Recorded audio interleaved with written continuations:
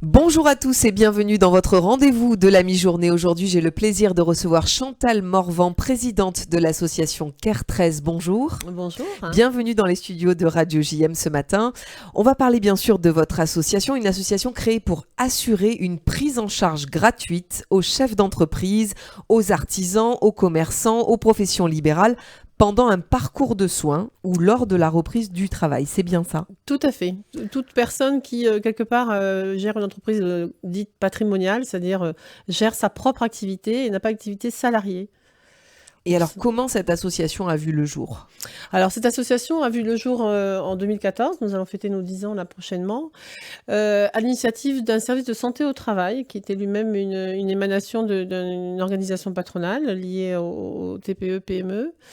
La CPME pour pas la nommer. Donc le GIMS et un certain nombre d'acteurs du GIMS, puisque Alors, c'est un dites-nous le service de GIMS. santé, voilà, le groupement, le service de santé au travail qui s'appelle le GIMS, donc sur Marseille. Un certain nombre de personnes du GIMS se sont interrogées à un moment donné sur aussi la santé du dirigeant. La santé au travail jusqu'à août 2021, donc c'est relativement récent, n'existait que pour la santé du personnel salarié. Et les dirigeants non salariés n'étaient pas concernés. Moi-même qui suis dirigeant d'entreprise, tout à fait. Moi-même qui suis dirigeant d'entreprise, jusqu'alors, je n'avais pas de service de santé au travail et il n'a pas obligation d'ailleurs, le dirigeant non salarié, à consulter un médecin du travail. Depuis août 2021, la nouveauté, le législateur a fait rentrer dans la loi l'idée qu'aujourd'hui, le service de santé au travail peut accompagner un indépendant en situation de longue maladie ou tout simplement pour prévenir sa santé, comme tout salarié. Donc, en 2014, ça n'existe pas.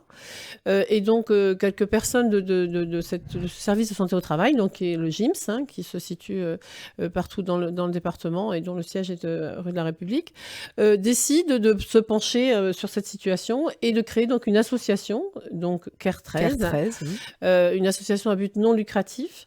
Donc, décide de créer cette association qui va accompagner l'indépendant en situation de cancer. Initialement, c'était principalement le cancer, même si aujourd'hui, on a étendu nos actions sur tout ce qui est maladie chronique invalidante de nature à handicaper l'indépendant dans le cadre de son activité. Donc, ça veut dire le diabète, l'insulinodépendance, ça veut dire la sclérose en plaques, etc.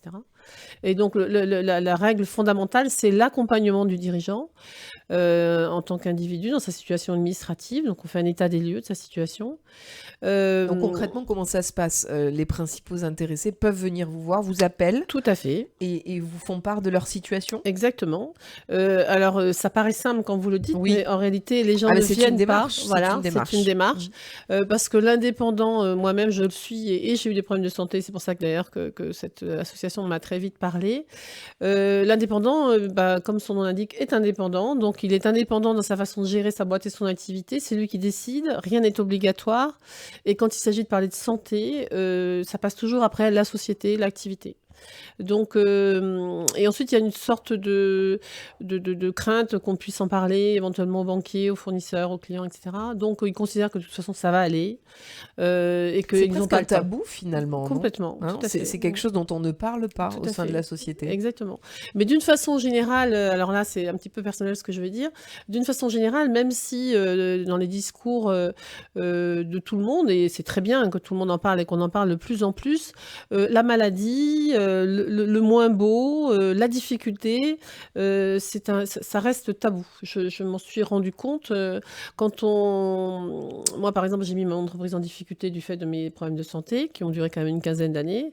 Si vous allez au tribunal de commerce, vous êtes en faute quelque part, alors que pas du tout. Un tribunal de commerce est là pour protéger l'entreprise, mais dans l'inconscient collectif, si on va... parce que vous avez mis en difficulté vos salariés, la situation de l'entreprise. Tout à fait. Oui. Alors que dans d'autres pays, notamment, je le dis souvent aux États-Unis, par exemple, le fait d'avoir connu un échec d'entreprise ou une difficulté, c'est une carte supplémentaire dans sa capacité à gérer une entreprise. C'est pour ça qu'aujourd'hui, avec CARE 13, on passe à d'autres sujets importants sur l'activité et on dit aux gens, anticipez. Quand vous créez une entreprise ou quand vous gérez votre entreprise, il y a toujours un poste qui ne figure pas dans le bilan, parce que c'est un poste qui n'est pas chiffré, c'est la gestion de l'indépendant et de sa santé. Alors que si l'indépendant tombe malade, la société est bancale, voire même elle n'existe plus. Donc, il y a un gros travail pédagogique à mener quand on crée sa société, qu'on est indépendant, ce qui est une aventure formidable, hein, je suis là pour le dire, ça fait 21 ans que j'ai ma société. Il ne faut pas oublier ce point du bilan, tout simplement. Exactement. Il faut prévoir un plan B. Il faut prévoir un plan B, et puis surtout, vous prévoyez d'assurer vos locaux, vous prévoyez la voiture, vous prévoyez les matières premières, vous prévoyez les clients, vous prévoyez les fournisseurs, vous prévoyez le personnel, et nulle part dans ce bilan prévisionnel, quelque part, il n'est prévu, et qu'est-ce que je fais moi si je tombe malade, comment je suis assurée, ou tout simplement qui a les clés si je suis partie à l'hôpital pour me soigner. Mais il n'y a pas aussi que se soigner soi-même. Un indépendant est souvent homme ou femme, hein, je le dis au masculin, mais bien évidemment, ça concerne aussi les femmes. C'est aussi un papa, une maman, un fils, une fille. Et si les parents tombent malades, ben, on lâche tout. Si les enfants tombent malades, on lâche tout aussi. Et on a également prévu ça au niveau de CARES. C'est vraiment l'accompagnement complet de l'indépendant en situation de sa propre maladie, mais également en tant qu'aidant. Oui, c'est la même démarche que quand un indépendant femme, une indépendante, prend des dispositions, par exemple, quand elle tombe enceinte. C'est-à-dire qu'il y a une prévoyance qui prévoit effectivement une rémunération sur ce laps de temps où elle va s'absenter pour son enfant. C'est la même démarche, finalement, tout à fait. Quand on tombe malade. Alors, attention, alors, la prévoyance, bien évidemment, je milite pour cette prévoyance. Et une prévoyance juste, parce que le principe aussi de l'indépendance, c'est qu'il ne déclare pas forcément, il ne prend pas forcément la prévoyance maxi, parce que c'est un coût, cher, ça coûte cher. Et encore une fois, ça n'est pas obligatoire. Donc, il a le choix de faire ou de ne pas faire. Mais au-delà de la prévoyance, c'est surtout une organisation. Avec cette phrase que je redis, c'est je ne suis pas là demain matin, qui a les clés ? Qui peut me remplacer ? On parlait un bon exemple d'une maman qui s'arrête pour accoucher. Je prends l'exemple, par exemple, du milieu des avocats. Même si ça existe également dans d'autres professions, une avocate qui va s'arrêter pour accoucher, elle va faire appel à une autre avocate. Il y a toujours l'angoisse que finalement cette autre avocate plaise mieux à sa clientèle et qu'il y ait une fuite de la clientèle. Il y a tout un ressenti très, très craintif par rapport à ça, que nous aussi, on essaye de travailler parce que, légitimement, vous imaginez, je perds mon activité parce que je suis malade. Si en plus, on me récupère même un plombier, c'est pareil. Si un plombier ne va pas faire son métier, bah, il fait appel à un autre, peut-être que l'autre va lui... Donc, il y a c'est compliqué. Ce qui n'est pas prévu, ce qui n'est pas du tout ça quand on est salarié, et c'est très bien, attention, le salarié, il est remplacé, il est payé en maladie, il est remplacé dans son entreprise. A priori, si tout est prévu, l'entreprise n'est pas en péril s'il est lui-même en train de se soigner. Donc, il n'est pas normal, hein, il faut le dire comme c'est. Il n'est pas normal qu'aujourd'hui, on ait à constater que des indépendants, qui représentent quand même 99% du tissu économique, pour ce qui est des Bouches-du-Rhône en tout cas, il n'y a absolument rien de prévu. Mais en même temps, tout le monde est un peu coupable, parce que l'indépendant, lui non plus, ne veut pas être trop, on va dire, contraint, alors qu'en réalité, là, il faudrait presque l'amener à dire non, mais c'est pas obligatoire, mais il faut le faire. C'est en ça que votre association pallie à ce Exactement, manque, évidemment. Quelles sont les situations dans lesquelles un dirigeant d'entreprise peut vous contacter, par exemple ? Quels sont les exemples que vous pouvez nous citer en termes de maladies, parce qu'il y a des maladies plus ou moins graves, vous l'avez dit, il y a des gens qui sont atteints de cancer, il y a des gens qui sont atteints de diabète, on n'a pas les mêmes contraintes quand on doit aller faire une chimio que quand on doit aller se piquer pour un problème de diabète. Sur quel type de profil, finalement, on peut se tourner vers vous pour demander des renseignements, surtout ? Alors, il y a le seul profil, on va dire, est celui depuis toujours, c'est-à-dire un indépendant qui a un problème de santé de nature à impacter son activité, quel que soit le niveau je dirais, d'impact sur son activité. Après, nous, on va aller actionner les leviers qui vont correspondre.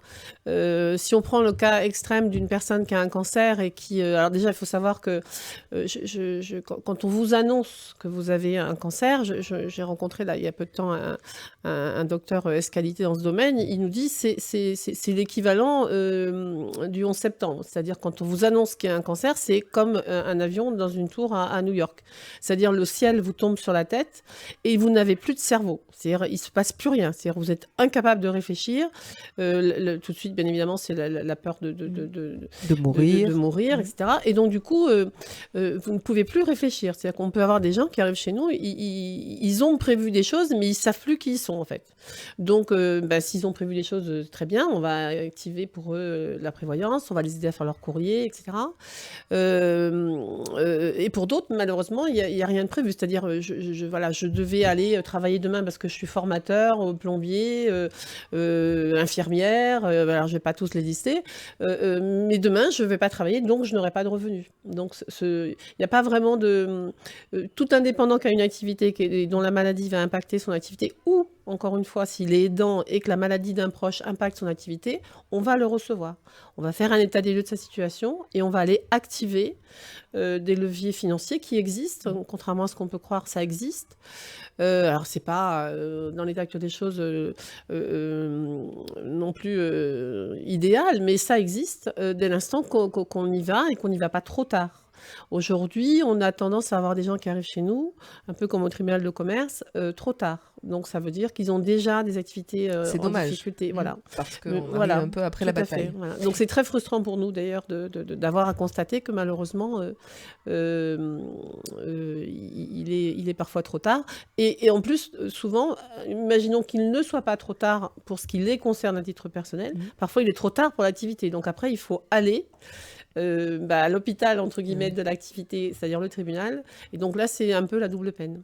Et par quel biais arrivez-vous à sensibiliser les chefs d'entreprise sur cette question ? Parce que, comme vous l'avez dit, c'est pas une priorité. On parle pas de chiffre d'affaires, on parle pas d'accroître une activité. Et donc, pour un chef d'entreprise, sa santé, bon, ça passe après tout le reste. Comment vous, à la tête de cette association CARE 13, vous arrivez à les convaincre que c'est un sujet utile et important, qu'il faut anticiper? Alors c'est pas simple. On essaye, ça fait 10 ans qu'on essaye un certain nombre de recettes pour les sensibiliser. Moi, je suis convaincue aujourd'hui que si on leur parle de leur santé, on n'y arrive pas en fait. Alors plus quand même vis-à-vis d'un public femme que d'un public homme. Les femmes sont quand même plus dans la prévention. Ce qui c'est très naturellement, c'est comme ça. Ce qui apparaît aujourd'hui, et c'est d'ailleurs pour ça qu'on a créé un programme expérimental là, récemment qui s'appelle Solide en partenariat avec l'ANACT, l'Agence nationale d'amélioration des conditions de travail. En fait, on s'est rendu compte que en parlant à l'indépendant de ce qui finalement, excusez-moi l'expression, le fait kiffer, c'est-à-dire de son activité, là, il commence à nous écouter. C'est-à-dire, si on lui dit, non mais là, votre activité, elle est florissante, demain, vous n'aurez plus d'activité, ou demain, vous allez être obligé... Alors là, ça commence à les intéresser. En fait, ce qui les fait se lever ce matin, c'est leur activité, c'est leur bébé, c'est leur entreprise. Donc, si on commence à leur parler activité, impact sur leur activité, voire même souplesse sur leur activité, là, ils commencent à se dire, ouais, non mais c'est vrai que il va peut-être falloir que je m'en inquiète. Donc, c'est la raison pour laquelle on a monté ce programme expérimental où on va aller interroger les indépendants sur comment demain matin, si vous êtes en situation de maladie, même courte, ça peut aussi être un accident de la circulation qui vous immobilise pendant 3 mois et qui fait que c'est la cata. Qu'est-ce que vous avez de prévu? Est-ce qu'on peut travailler ensemble? Quelles sont les activités délégables en toute sécurité? Pour éviter l'écueil dont on parlait tout à l'heure de se faire piquer la clientèle. Comment on peut réfléchir ensemble à organiser votre activité pour faire face à ce qui peut arriver, peut-être même en prévention. C'est-à-dire que si vous êtes mieux organisé, vous allez être moins en burn-out, moins à la rue sur le planning, donc du coup moins fatigué, donc moins exposé à maladie. C'est tout un mécanisme qui peut se mettre en place. Et surtout, comment vous n'allez pas renoncer aux soins. Parce qu'on a aussi les gens renoncent à venir, enfin ne veulent pas venir nous voir, bon, parfois parce qu'ils ne nous connaissent pas, mais également parce qu'ils n'ont pas envie de venir parler de leur ou pas le temps. Mais le plus grave, c'est qu'aujourd'hui, on constate que bon nombre renoncent aux soins. C'est-à-dire qu'une fois l'effet d'annonce, ils n'iront pas, ils vont décaler une chimio, ils vont décaler un traitement, parce qu'il y a un gros client qui arrive, parce qu'il faut payer les factures, il y a toujours une bonne etc. excuse, voilà, finalement. C'est ça. Donc, l'idée, c'est de travailler par l'activité et d'être moins dans votre santé, etc., même si au final, c'est notre objectif. Et ce premier démarchage auprès des entreprises, elle est concluante? Est-ce que vous avez des bons retours, justement, de ces indépendants qui vous font part de « si demain, tu ne peux pas te lever le matin, qu'est-ce qui se passe » Est-ce que ça fonctionne? Alors, on est au début, mais finalement, ça fonctionne bien. Vous savez, je vais donner le mot de bébé tout à l'heure. Pour nous, nos entreprises, c'est un autre enfant différent. Toute maman ou tout papa, quand il s'agit de se lever pour son activité, pour son bébé, pour son enfant, il le fait en s'oubliant. Donc, les retours sont plutôt positifs. C'est une évolution dans l'approche de Care, parce que jusqu'à présent, on s'intéressait uniquement à l'individu dans sa situation administrative. Aujourd'hui, on l'englobe dans son écosystème, parce que finalement, il est indissociable, comme une maman ou un papa de son enfant. Une fois qu'il est là, ça fait partie de lui, en fait. Donc, on va lui parler plus de ça. Et dans l'état actuel des choses, ça fonctionne plutôt bien. Surtout quand on est dirigeant d'entreprise ou créateur d'entreprise ou de sa propre activité, on peut en parler pendant des heures de son activité. Donc, si on les fait venir en leur disant « expliquez-nous ce que vous faites, comment vous le faites, etc. » Là, c'est waouh. Pour au final un petit peu revenir au sujet qui nous intéresse, mais de toute façon, il faut bien trouver un levier pour les sensibiliser. Et je leur dis souvent, aidez-nous à vous aider. Parce qu'en fait, le problème, il est là. C'est qu'il y a un tas de choses de prévues. Comme je disais tout à l'heure, la médecine du travail aujourd'hui s'intéresse à l'indépendant. On a des partenaires qui sont prêts à nous aider. On a des partenaires d'ailleurs qui nous aident déjà actuellement. On est soutenu par la région, on est soutenu par le département, la ville de Marseille, le GIMS qui nous accompagne, c'est Provence également sur Aix. Enfin, on a tout un écosystème là, qui nous accompagne financièrement, j'entends, puisque tout est gratuit pour l'indépendant. C'est important de le préciser. Et comment justement les auditeurs et les auditrices de Radio JM peuvent vous contacter? Parce que j'imagine que parmi eux, il y a de nombreux entrepreneurs et de professions libérales.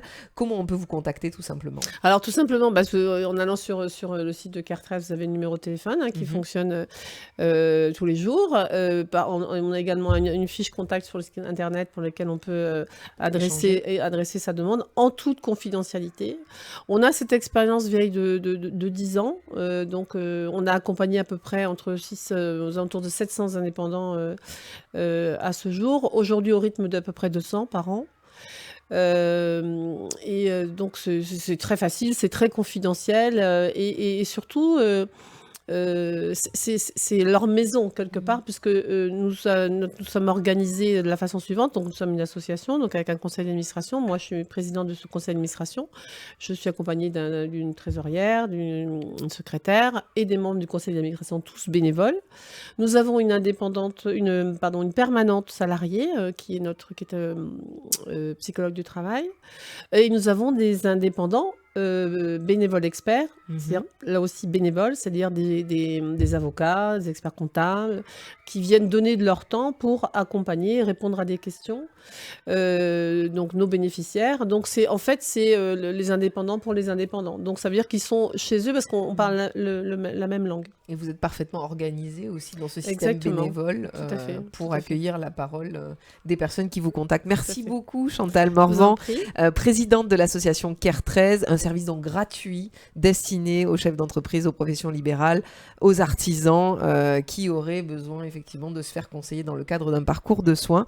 Vous revenez quand vous voulez dans les studios de Radio JM. Merci de votre accueil. Et puis à très bientôt. Merci. Merci à vous. Pour voir ou revoir cette interview, n'hésitez pas à aller sur notre site radiojm.fr, nos réseaux sociaux Facebook, Instagram ou sur votre application Radio JM sur tous vos smartphones.